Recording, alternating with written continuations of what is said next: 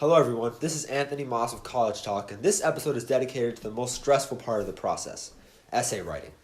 Now, there's no single way to write a college essay. All that matters is that you portray yourself in an interesting manner. Now, there are two types of college essays. One, the Common App essay, which gets sent to every school you apply to, and supplement essays, which are specific to each college. For the Common App essay, my core advice is to be yourself. The prompt options are wide-ranging, and one of the options is essentially telling you that you can write about whatever you want. As a result, this is definitely not a literature paper with a thesis and evidence.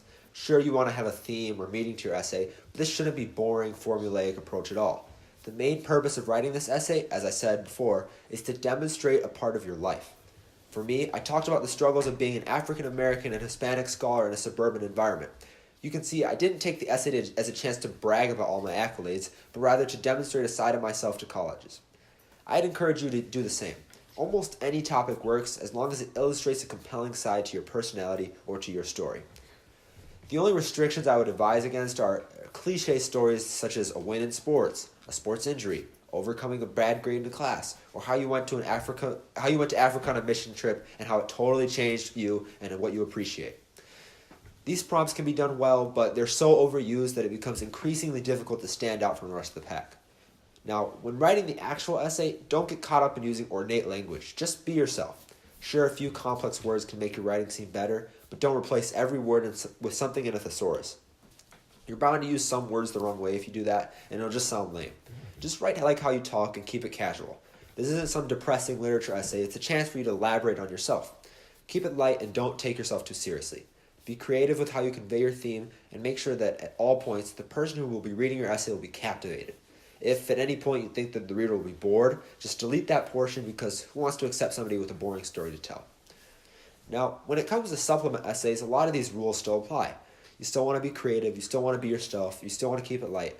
Now, the main thing differentiating these two is that with supplement essays, you really need to pay attention to what the question is asking. Unlike the Common App prompts, the supplement prompts are very specific, and admissions officers will toss out your application if you can't follow directions as simple as answering the prompt.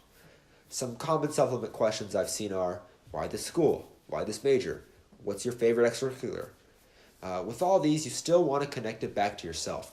There's no point to gushing about how cool Yale is, for example, no relation, if you can't connect it back to the things you're talking about with specific examples. When writing the why this school essays, always remember to be unique in the things you talk about and to connect each attribute of the school to an interest of your own. This same reasoning applies to the other prompts as well. Always connect it back to yourself. These questions are a cool way for college to learn about you. So keep yourself as the focus, all while using the same principles of the Common App essay. Now, my one piece of advice for all essay types, regardless of supplement or Common App, is to not over-edit.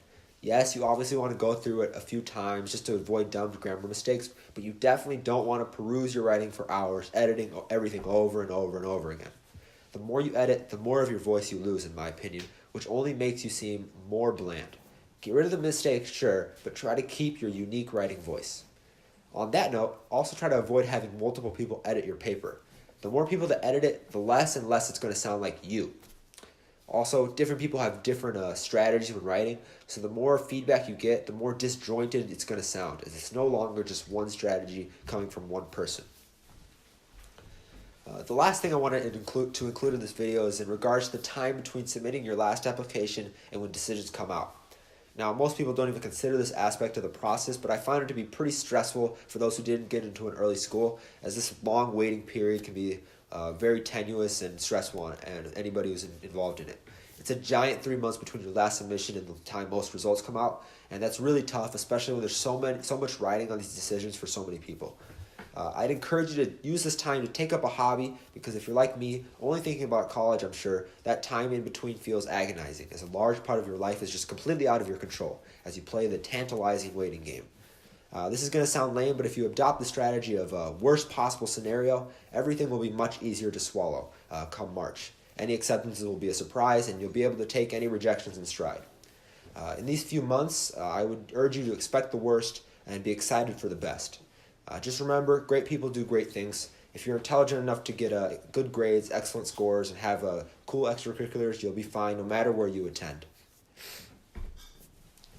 At every school, there are people like you, and you'll do great no matter which school you end up at, as long as you continue to use hard work and you put in the effort. When you hear back from your dream school, consider it another path in life, and not the only path in life.